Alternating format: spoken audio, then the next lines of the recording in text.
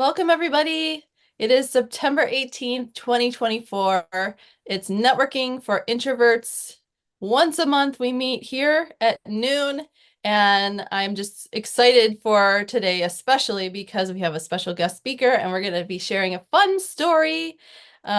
So actually, because Roxanne doesn't know Angela or Brenda very well yet, so we'll just go around and we'll just say where, obviously your name, and then where you are calling in from, and one interesting fact about yourself. Or it could be funny, or it could be silly, whatever it is. It's just and maybe Angela, you could change yours because I know yours already.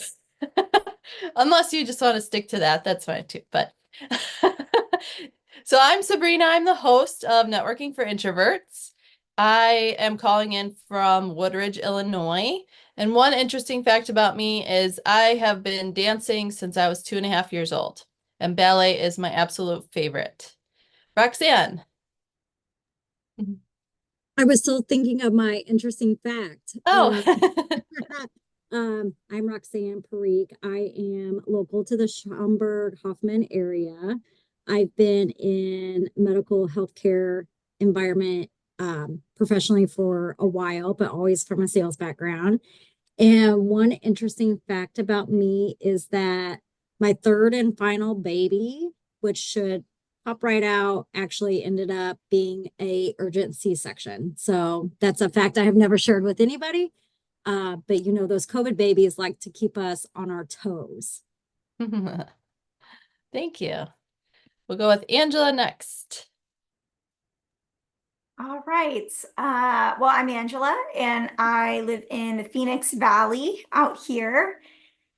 And if I can't use my same fun fact, You can, it's okay. uh, I think, okay, so here's one. I used to play drums for a ska band growing up. I don't think a lot of people know that about me, Oh, but yeah.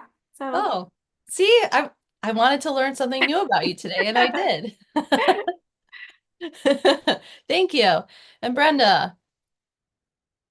Hi, I'm Brenda.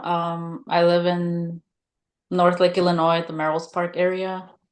And something interesting. I like karaoke, so anytime there's like I'm at a get together with my friends or at a restaurant, I like to just sing my heart out.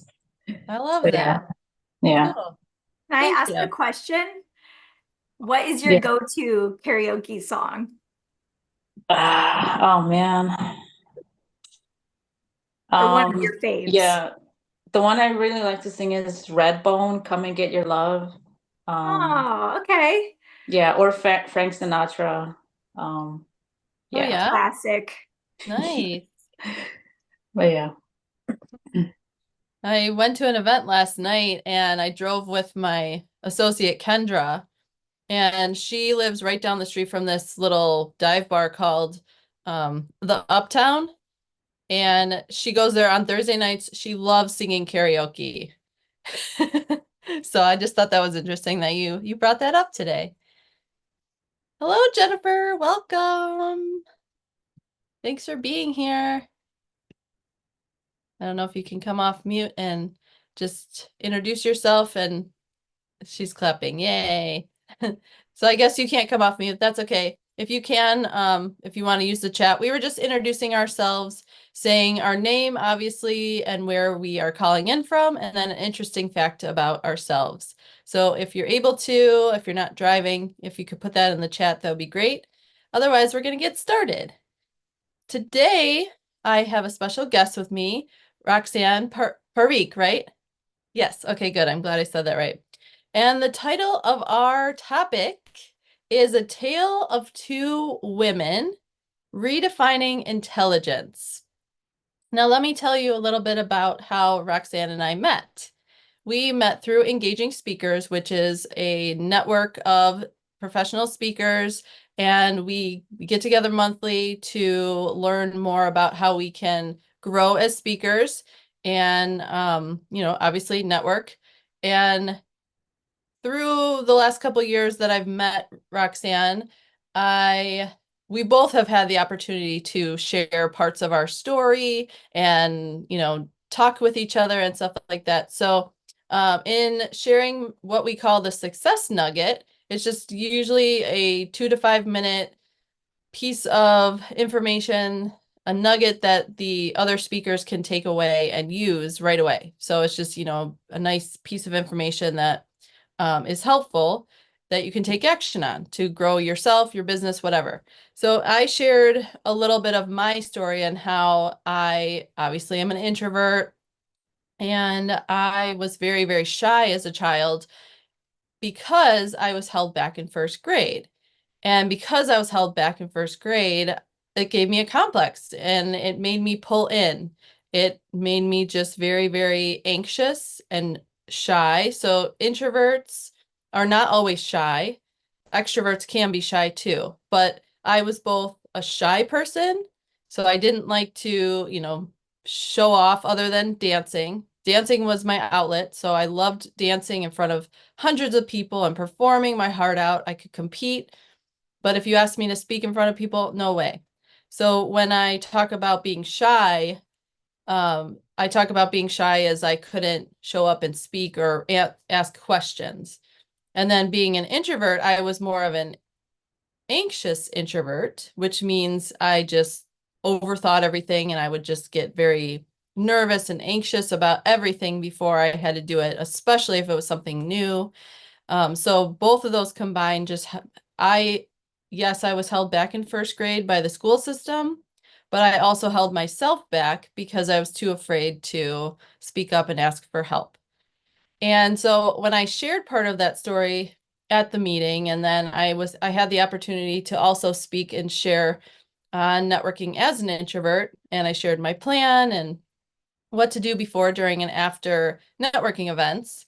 Roxanne and I connected because she told me that she was also held back in school. And then most recently, she shared her success nugget and also referred to my success nugget about being held back. And so we just reconnected on that. And I said, we really need to share our stories together because Roxanne is more of an extrovert and I'm an introvert, but we have similar stories of how we were held back.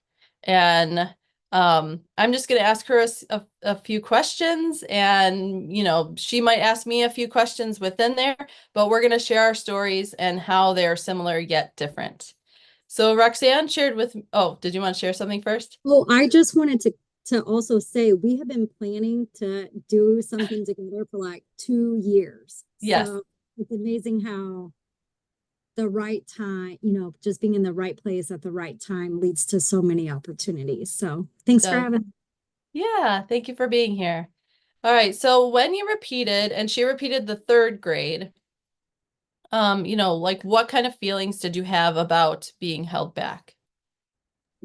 Well, third grade is kind of really where I feel like you really start to remember things, right? Like, I don't remember much about kindergarten or first grade, but I remember third grade and I remember fourth grade as being two of my most favorite years. But the feelings that I had around being held back were really self-imposed, right? Like I wasn't good enough, I wasn't smart enough. But I also ended up giving myself a lot of grace because where I was eligible to go into fourth grade, I just wasn't there. I was behind my colleagues, my fellow students, and I had the opportunity to stay back. And I did it, and I did it with grace in mind because I knew that my family environment had been one that was full of a lot of trauma, although I didn't know it was trauma at the time. But my parents were going through a divorce. We were kind of moving around and there was a lot of stuff going on. But I think I think the system like pass or fail, right? Like you get to advance or not. really had me in my own feelings.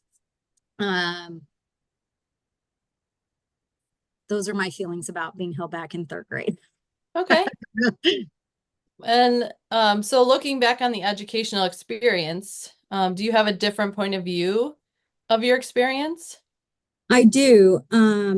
In fact, one of the things that I wanted to touch on just a little bit was the friendships that I have. So obviously going kindergarten through third grade, you have good friends. And now I have changed schools. Um, we've had some movement in our home, and then I go back to repeat third grade in my home-based school, which I had left from. And I lost all my I was left behind of all of my older friends, which was kind of sucky, but also so incredibly awesome. Um, I will tell you that I'm not really sure how I felt back then, but I will tell you my viewpoint of the educational system has changed in the most recent years. And the reason I say that is because probably 3 years ago, I started to notice some interesting things going on with my kiddo. So he was in second grade at the time. And of course, this is all during COVID and all the things. And I just could never get him to sit down and read a book. Like we could not read a book. We were always on the go, always running from one thing to the next. Like I would get out a craft. And then by the time I had got out all the supplies for the craft, he had moved on to something else. And after some due diligence, I received a diagnosis that I had been trying to get for a couple of years, which was that he was not only dyslexic, but he had ADHD. So if you have ever been through that process before, you go through the questions that are asked of your kid. And while I'm filling out the questions of him about him, I kept checking the box on myself. I was like, oh my gosh, I did that. Oh, I'm that kid. Oh, I'm this one. And as I'm going through the process, I have now officially diagnosed myself with ADHD. It's not clinical, it's not for real. I don't know if that's a real thing. But my viewpoint on the educational system is that for kids that are probably around my age or older, we were just labeled as hyper. But there was not, I'm not a clinical person, so I can't say this with certainty, but you had like the good kids and the bad kids, and you had the hyper kids and, the people who like to read books. And the more I looked at him and his own individuality, I realized that I also had been in like the classes where they help you read and the classes where they help you do math. And I don't care how many hours my stepdad forced me to learn multiplication tables, it was not going to compute. Like there was no way I was going to learn what he was trying to force me to learn. So my viewpoint on my education had completely changed through the advocacy I did in trying to figure out my own kiddo and what he was going through. Mm-hmm. Yeah.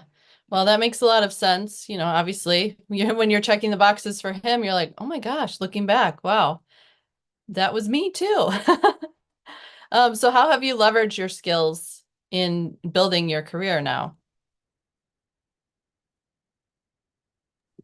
Speaking of the kid, See in the background? yeah, so, I think I was not a good student at all until college. I was average. I passed, I graduated, I did all the things, but I really did not value education or become good at learning until I was in college. Mm. When I got into my major, I really took off. And it was the first time I had really gotten an A in class, and not only one A, but straight A student. And I think when you look back at how we're taught, and like sitting at a desk for 8 hours a day, um that learning math and science, like those things were not applicable to my life. I was really in survival mode a lot of the time, and that's not how I learned best. So as an adult, what I really learned is that I am great at the gift of gab. Like I'm great at investigating people. I love to ask questions and learn. And I mean, you can give me a microphone any day of the week, and I will whip something out that is funny and engaging and charismatic. But if you ask me to sit at a desk and answer phones, I'm probably not going to be able to do that. If you ask me to do, there's a lot of data in my work environment, and I'd rather probably not work on the data point. Mhm. So I guess what I would say is leveraging my God-given talent has been the greatest contribution to my life, to my professional career, to being a parent, and all those things. Yeah. When you just said that, I remembered from your story, from hearing your story the first time, that you weren't a good student through school until college. And I wouldn't label myself as not a good student. I just was, it didn't compute for me either in regular, school from first grade till I graduated. And it wasn't until I went to college, because I went straight to massage school, that I actually felt like I belonged and I wanted to be there. I wanted to learn, and I actually did well there. There was supportive teachers, there was supportive students. And then, of course, with the hands-on portion, that just made me soar. And same with you, Roxanne.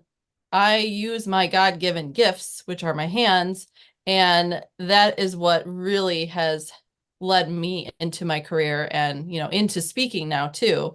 But it's amazing how, like we both struggled through school because they didn't teach us the way that we needed to be taught. But Yeah. then once we went to college and we found out that there's other ways to be taught, and, it's quite amazing. So I know now that there's so many more resources for kids in school, to be pulled out and to, talk through tests and stuff like that. And if I could have acted out a word problem during a test, I would have completely understood it.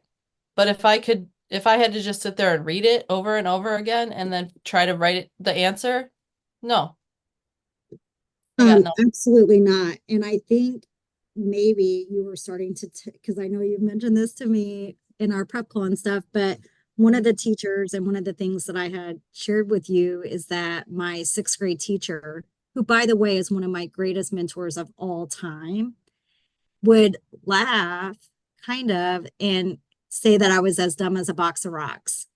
And when we think about, growing up in the 80s and 90s and what our educators really could do, and I was from a very small town of 850 people, like I don't think that comment would have flown today. I don't think it would fly today. No. Right. But, look at me now, sir. Yeah. And that's interesting because, like, I mentioned in the beginning, you're more of an extrovert. So when did you feel like you really could step into that and lean into being an extrovert? I think it all boils down to confidence. Um, you know, in my younger days, I was probably more shy, but I think I wasn't very confident. And I always laugh at those questions that circulate on Facebook where, you have to pick somebody who was this, who in your current life fits this role. And every single time I'm in one of those, it's always prom queen and it is always cheerleader. Mm. And truth be told, I would have never been either one of those things. When we had cheerleading tryouts, I went and I ran off the stage in tears. I couldn't even finish the cheer. Oh. And I would have never been prom queen just because I was always too concerned about what other people thought about me or how they viewed me and my environment and all of that. So, um, I don't think I was able to step in to who I am today until I would actually even say I met my husband, because is just, he is who he is. He doesn't care who likes him or who doesn't. He's the most loyal person you would ever see. I mean, I remember him talking back to his parents. And I just could not even believe that they had discussions the way that they did. But when I found out that you could be honest and authentic with people, and it boosted your own confidence, is really when I learned that I could be myself and share my opinion, and it is what it is. Mm-hmm. That's really amazing that your husband helped you. My husband has helped me too with like creating boundaries, and he says creating a backbone, Yeah. speaking up for myself and saying no. Especially when I was first starting my business, I would just say yes all the time and say no to personal things, and obviously that causes a little bit of a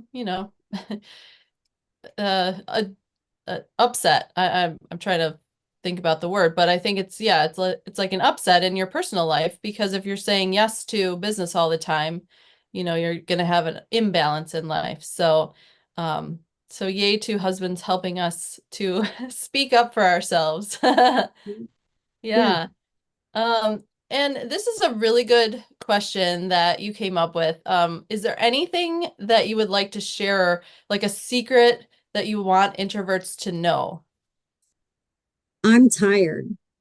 Like, you all think that I walk out and am this amazing person, and that it comes so easily to somebody who's extroverted, or, you know, I can imagine that an introverted person would look at somebody who's who appears to be extroverted with admiration, right? Like, I wish I could do that. I wish I acted like that. I wish I could do that thing.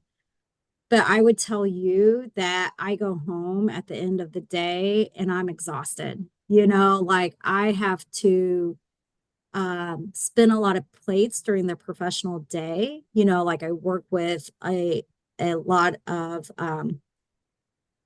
high level people where I have to be on all the time. And um, just in my nature, I can't pass somebody that I know without saying hi. And I guess what I want to say is that I'm tired too. Mhm. And when I'm on my way to those meetings, like, I sit in my car and I give myself I am statements, and it is hard work to be on all the time. Mhm. Yeah, and I have learned that through a couple of my groups, especially like my mastermind group. There's a few ladies in there that are extroverts, and they say the same thing. It's like, I'm tired at the end of the day. I give so much. And yes, I love being around people. They give me the energy, but at the end of the day, I mean, who isn't tired from giving? So, it's really important that not only the introverts notice that, okay, I can only last a certain amount of time in a room, or, for extroverts too, I only can last a certain amount of appointments during the day before I need to go home and recharge my batteries. Literally plug in. Like, my computer is plugged in right now Yeah. because the battery was low. And I have to do the same thing. I have to literally plug myself into the wall and shut down and recharge my batteries in order to move forward and show up like I do here and like I do for my clients later on today. So yeah, yeah. Go So, ahead. Sabrina, I have a couple questions for you. Okay. Um, so when did you feel the need to overcome? I know we've talked a little bit about you and your education too, and you've self-professed that you're an introvert. So when did you feel like you were able to get to the point that you are? I mean, you're hosting a whole series. Yeah. Yeah. So when I started my own business in 2007, I had kind of started a side business while I was working at a spa, and then I got married in 2007. I went back to that job, and a week later I was like, oh, I can't do this anymore. So I started my own business, and I do traveling massage, which I still do today.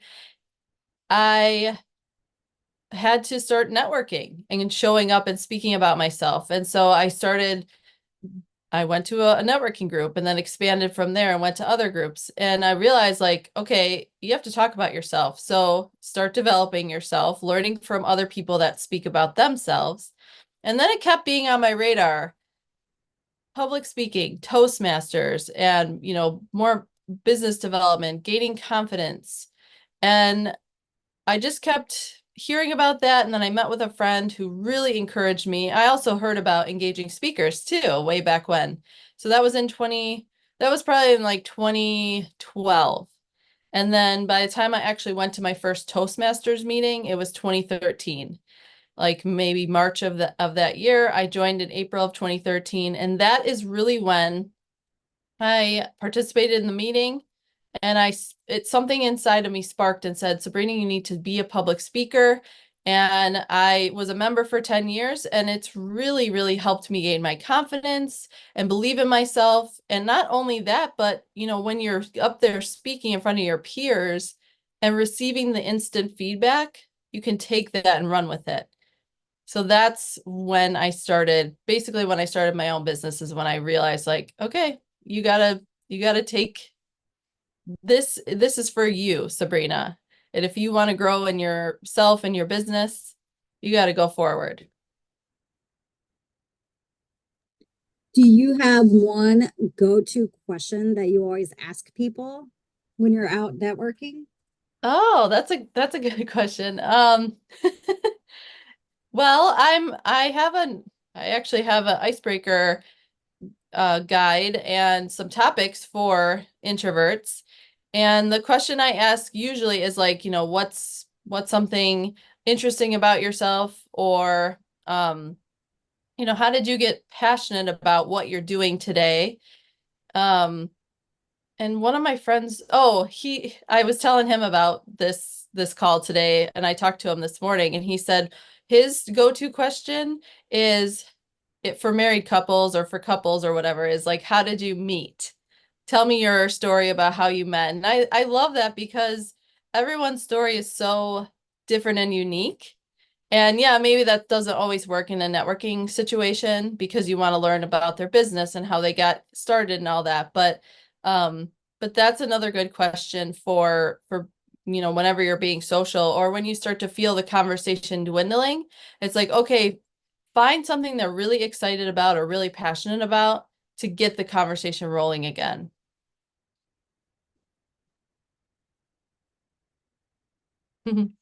Yeah, so I love that question. You're on mute, by the way. There you She's go. waiting. Yay. Do you have anything else for me?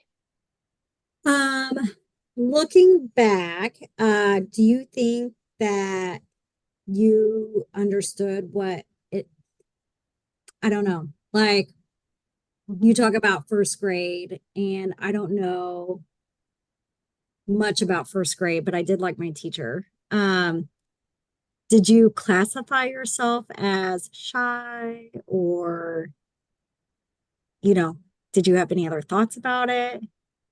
Yeah, I knew I was shy.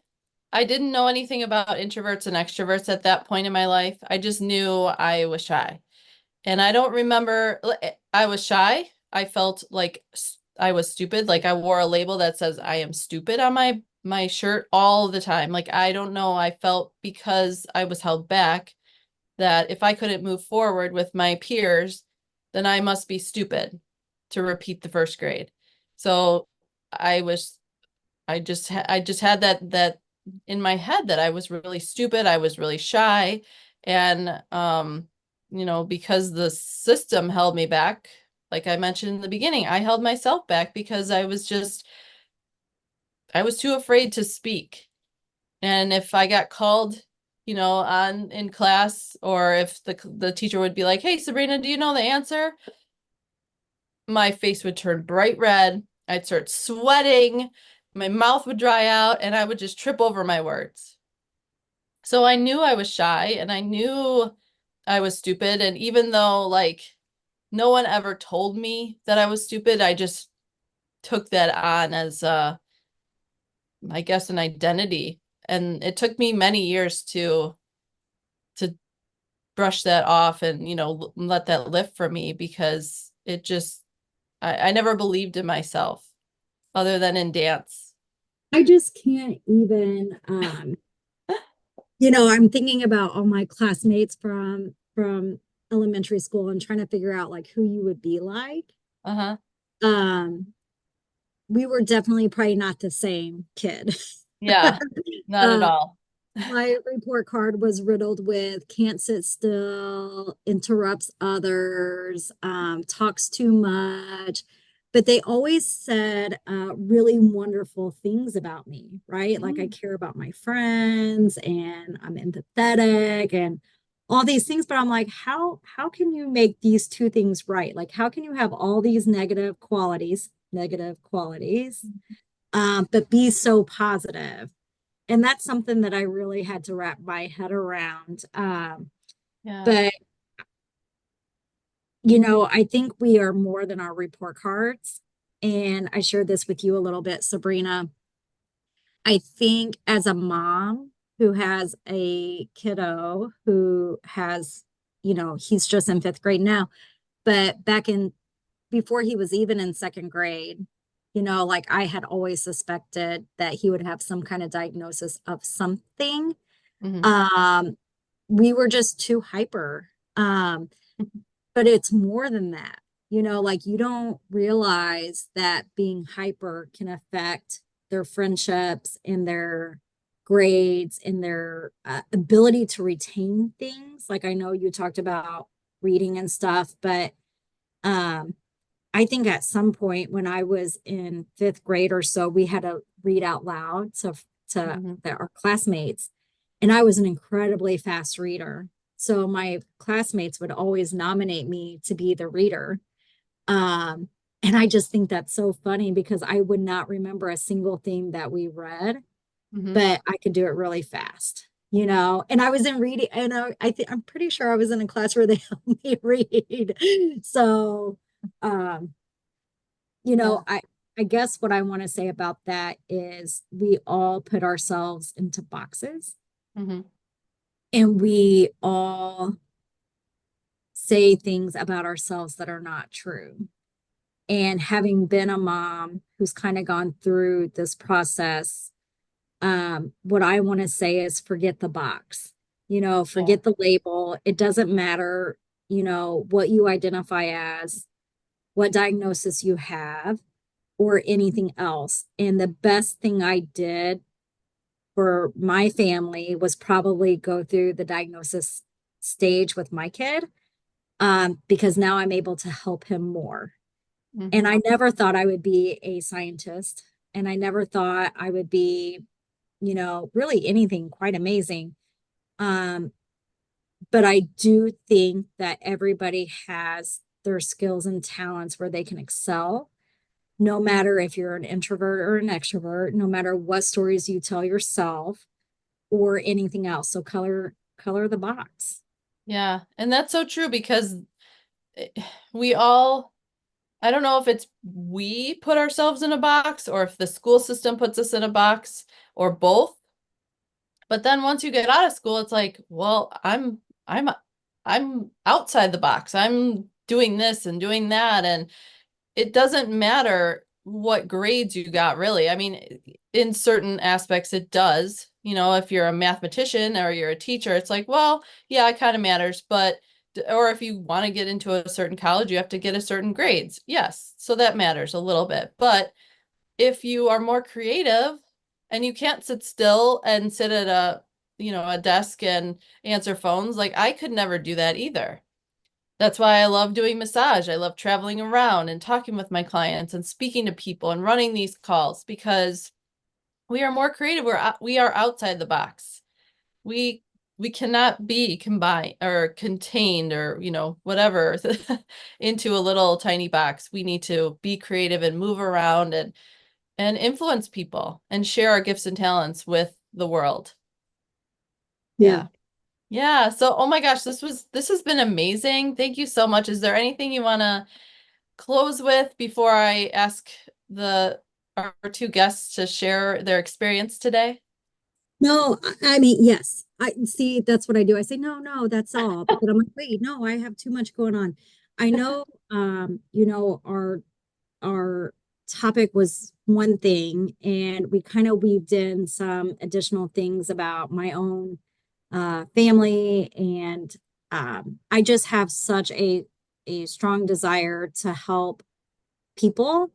And one of the things that I really advocate for is more awareness and acceptance around kiddos with any kind of, learning disability, but also have really stepped into a light as a motivational speaker, if you will, and talking a lot about women's health. And I would be remiss if I did not take the opportunity in this moment to recognize that September is a lot of cancer awareness months, specifically gynecological cancers. So, if you guys have not taken care of your health this year and you need to get your mammogram or your yearly physical with your physician, then definitely do that. I'm a fourth generation cancer fighter. And we are coming up on October, which is Breast Cancer Awareness Month.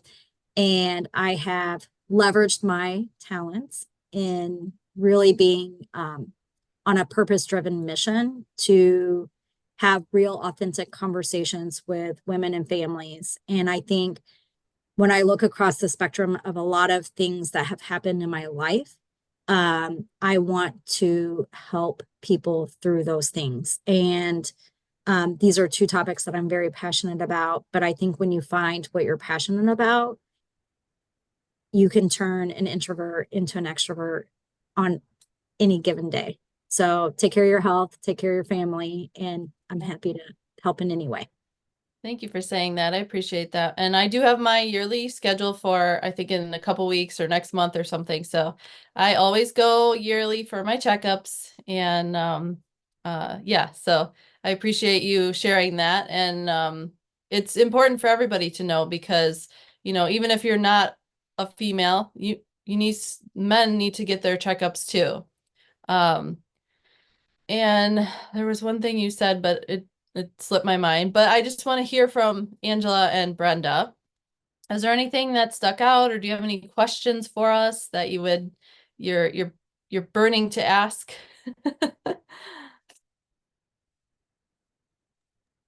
I like the conversation around not sticking yourself or your kiddos or the kiddos that you know into a box. Mhm. And just as you ladies were sharing your stories, which thank you for that. I'm such a like the way that I prefer to learn and grow is through stories because it like anchors the message, I guess. It anchors the nugget. So I appreciate that. And I was just thinking, like, I think throughout human history, it really has been relatively recent that we have a school structure the way it is. And I think that it just speaks to the fact that we're trying to produce or what is trying to produce a lot of like the same things when people are so individual and so unique that like the school system will never be able to be everything that every child needs and may only be a fraction of what a child needs. And that also like I'm thinking back, I have five kiddos and I know that for my kiddos, like it wasn't them that like put themselves in a box. Like as they grew, society kind of shapes them, what they can and can't do. Because if you talk to like if you talk to like a 4-year-old, what they want to do is always like outrageous and like crazy. But that's because they don't see themselves with barriers. And I just think that that's like really so sweet. And so it got me thinking about what can I do to really equip and see well the people around me, uh, and uh, and give credit to the uniqueness of what they put out into the world. So, yeah, I hope that's related. It feels related. Yes. It just had me thinking. It does to me. You know, the first time I ever spoke publicly on any topic was on the topic of going through. I was asked to do a presentation. I'm like, what do you guys want to know about?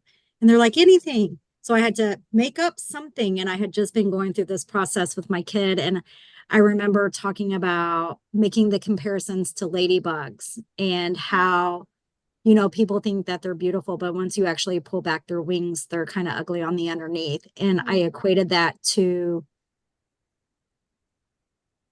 people being more aware of diagnoses, but then using that argumentatively in a negative way. And it just broke my heart.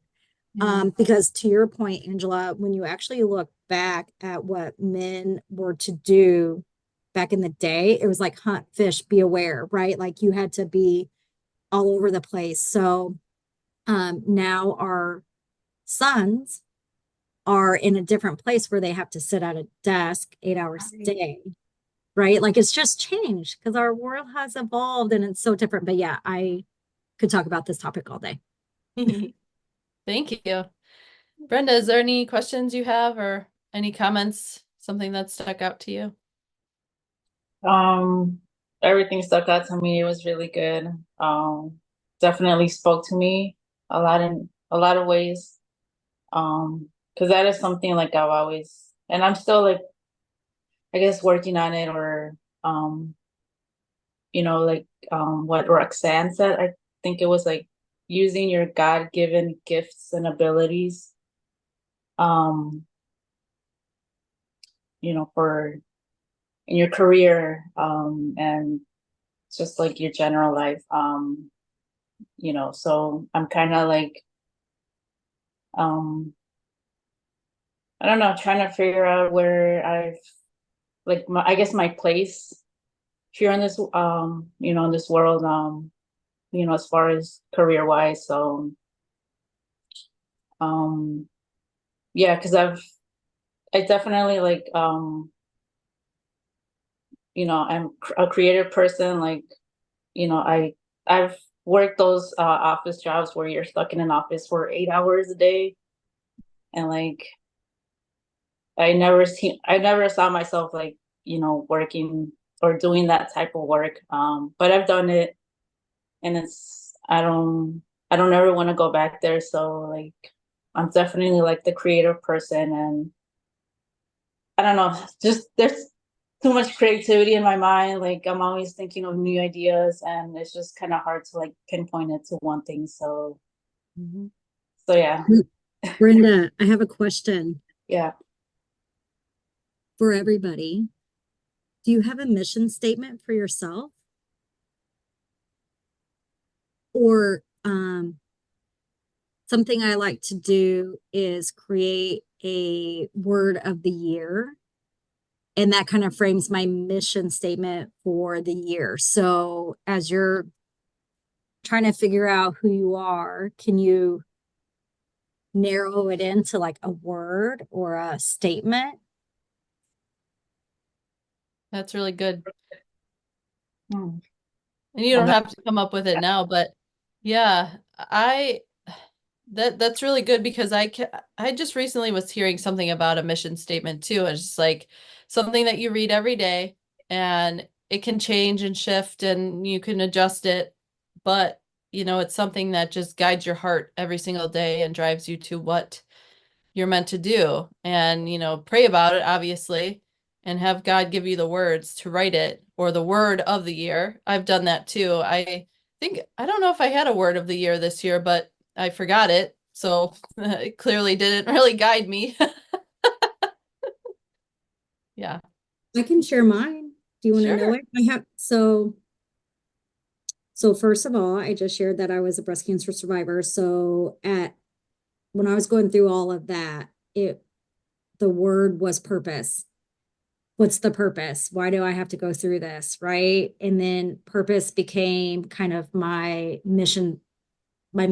So right now I'm on a purpose-driven mission to help women and families when they're going through this diagnosis. My word of the year this year is value. So when you try to put together a sentence or a statement, like, right, if you are asked what's your mission statement, people are like, whoa, what? But if you say just one word, and then if you always go back to that one word, right, like everything is good. So I'll give you an example. My word of this year is value. So I picked it on before January 1st, but anything that is not of value has to go. So I am investing time with people who value me and my family.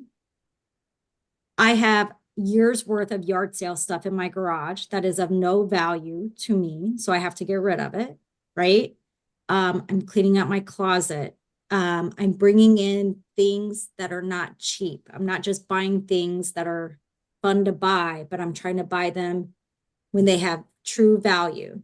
So it might not be money related, and it might not just be stuff related, but that word is constantly on my mind, and I'm trying to get more value and let go of things that have no value. I love that. And it's hard. It's hard. Oh yeah. I just recently, yeah. Oh, go ahead. No, that's it. I just recently cleaned out this space that I'm in. It's my second bedroom, and there's just like, it's just like the junk room. It's our extra bedroom. It's my office, and my tower garden is right here. But it was just like I would pile up stuff, and I got rid of like 4 or 5 bags of stuff, and I'm like, where even was that?